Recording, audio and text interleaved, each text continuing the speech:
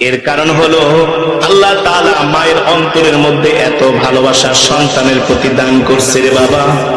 এই পৃথিবীর কোন মা তার সন্তানকে কবরের মধ্যে নিজের হাত দিয়ে শোয়ায়া সে কখনো আর ওই কবর থেকে জমিনে উঠতে পারবে না।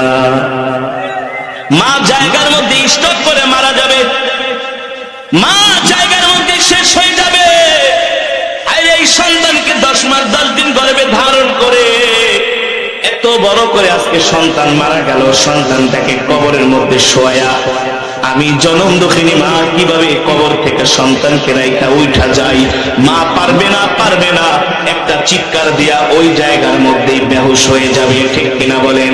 এর কারণ হলো মা মাত্র 10 মাস 10 দিন সন্তানকে গর্ভে ধরার কারণে সন্তানের প্রতি এত ভালোবাসা মায়ের, এত ভালোবাসা মায়ের, এত ভালোবাসা মায়ের। আল্লাহ নবী বলেছেন, আমি বলি না রে বাবা,